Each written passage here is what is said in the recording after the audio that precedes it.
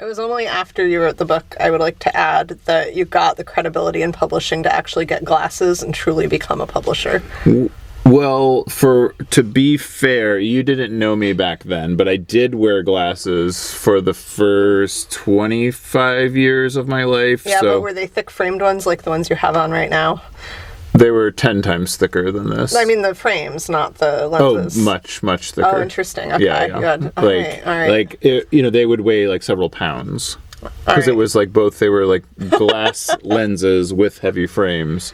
So so I'm a real publisher. I just want to get that out in the open. I have credibility in the sheer weight of my glasses. I'm glad we got that straight. And it's, the years that you weren't wearing glasses that's probably why you weren't necessarily being taken as seriously as you could have been. Absolutely. That makes perfect sense. Anyway, back to the book. Hi, I'm Joe Beal, the founder and CEO of Microcosm Publishing. I'm also the author of A People's Guide to Publishing, which distills what I've learned from selling millions of books over the past 28 years. I'm Elly Blue, the Vice President of Microcosm. We started this podcast to share what we've learned with newer publishers, so you can learn from our mistakes. Or maybe you just want to learn about the publishing industry. Welcome you back this week to talk about something that I really wish I had a prop for, which is the 8 years in the making new edition of A People's Guide to Publishing. Yay. Updated and expanded. This is such a publishing problem that, you really don't have visual aids until after the news cycle has ended. Yeah, until the book has been printed. Interesting. Anyway, you may be wondering where this podcast got its name, and it got its name from a book that Joe wrote. Just People's Guide to Publishing. Way back in 2018. Oh my gosh. When we were younger than we are now. What did we even know? You actually knew a lot, as it turned out. The book came out to great acclaim.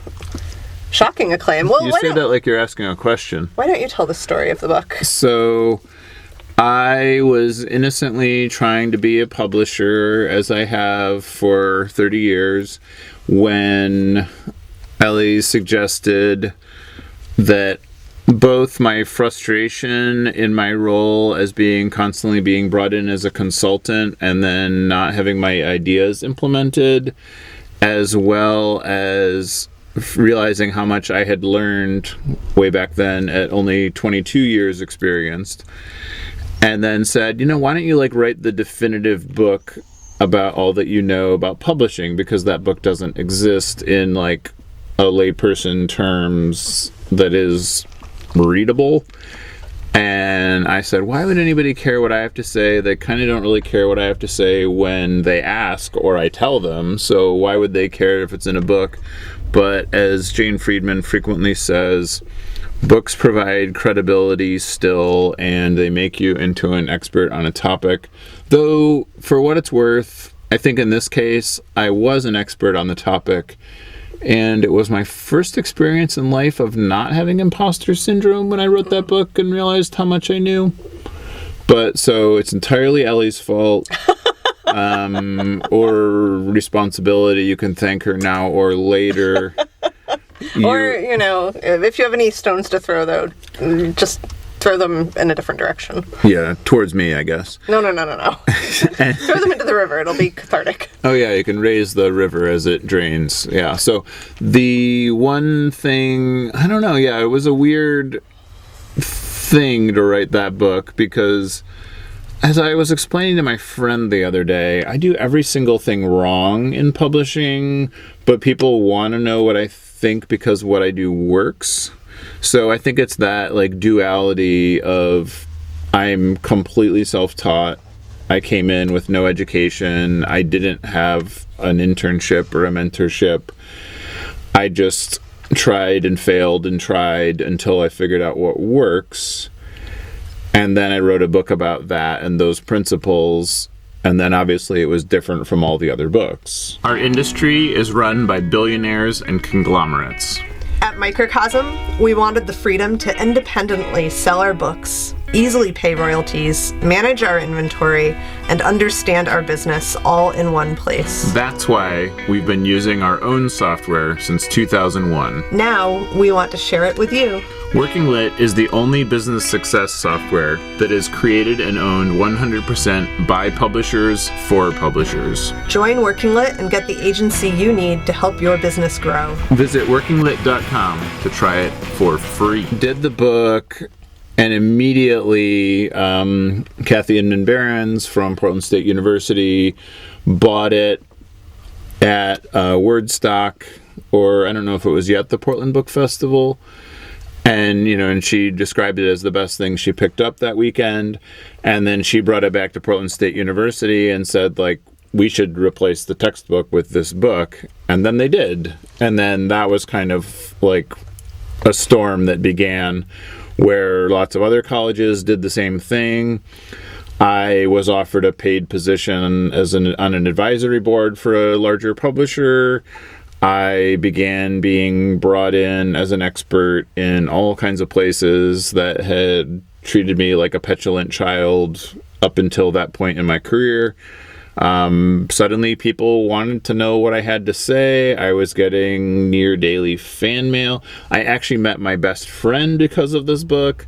I mean, it was just an incredible moment in my career that I would not have done without Elly, because I was like, no, Elly, you don't understand. Nobody cares what I think about anything. I saw the vision. Thanks for the flowers. Oh.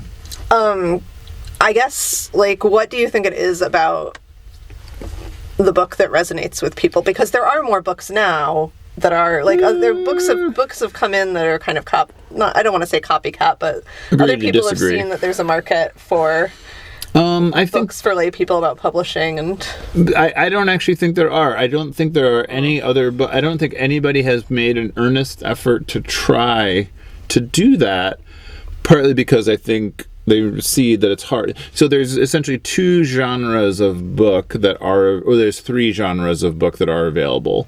There's the one that is like how to get rich quick as an author, which is fine. Or just like how to self-publish.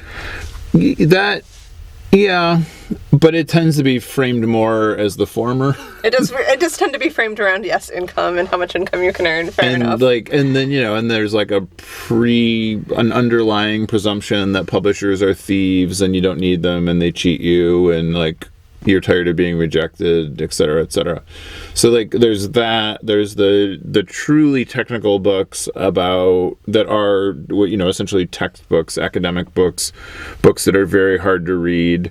And I can tell you that because I've read them all and they were not fun. And then there's books that are kind of about like a topical element, like a narrow slice of history, like, the rise of the ebook, or something like, just like weird facts about publishing, but without actually like teaching you how to do it, or like looking at a specific moment in history, like the rise of a specific press, or like points that people see as pivotal. I read all of those books too. I guess those aren't entry level, really. And I put like the 3 interesting facts from each one into this book, so you're welcome. You don't have to read them, you don't want to. So why a new edition, and what's new about the new edition? Because I read more books, and I had to summarize those. No, I'm just kidding. I had a stack of books that I was going to read for this new edition, and then I actually wrote the whole new edition before I got to reading those books. So, I don't know. I didn't realize like how much I had learned in those 8 years, but I had learned a lot more than I realized, I guess. And so a lot of that was, people began to say that there are aspects of the book that were outdated. I don't know that I agree with that, but that doesn't really matter. But that was what led me to begin to take it apart and look at it, where I'm like, is this? And the only thing that I really thought that I got wrong in the old book was about vertical integration not making sense in a supply chain with printing, because obviously the pandemic showed us that if you don't own a printer, you will suffer delays from 3-week turnaround to 24-week turnaround. Well, what's new in the new book? Like, if somebody has the original edition and they're thinking about rereading it, should they get the new book and read that instead, and why? I mean, I would do it because the new case studies in the new book are way more entertaining than the old case studies. The funny anecdotes are one of my favorite parts of both Anecdotes, editions. those are case studies. This is academia, Eleanor. The big one, and this is I'm gonna get a lot of whatever the opposite of fan mail is. I defend Colleen Hoover till the ends of the earth. If you want to hear Joe's defense of Colleen Hoover, get the new edition of People's Guide to Publishing. It's shipping right now from microcosm.pub and wherever fine books about publishing are sold. And, it's about 50% more words. So, you can just think about that. And I updated all the statistics. I looked into every claim that I made, and I wrote, obviously, about things like AI, which, surprise, I talked to engineers rather than CEOs. I felt the people that made AI technology seemed to know a lot more about it than people that demand that their entire staff uses AI without really understanding it. And I think that is a great place. I mean, and I think that's the difference between this book and every book about publishing that came before it, is that I'm looking at it from a critical thinking eye rather than a what is the published by numbers way of doing this. Right, you're not passing along received wisdom, you're passing along weird stuff you've learned that actually works. Yeah, everything I did that works is because we tried and failed and tried until we figured out a winning formula. Thanks for joining us once again. Please send your questions to podcast@microcosmpublishing.com so we can answer them on future episodes. And please give us 5 stars on iTunes and everywhere else that podcasts are reviewed. You can find us on the internet at microcosm.pub, On Twitter at Microcosm, on Facebook at Microcosm Publishing, on Instagram at Microcosm_pub. and here in Portland, Oregon on North Williams Avenue. Thank you so much. Have a wonderful week.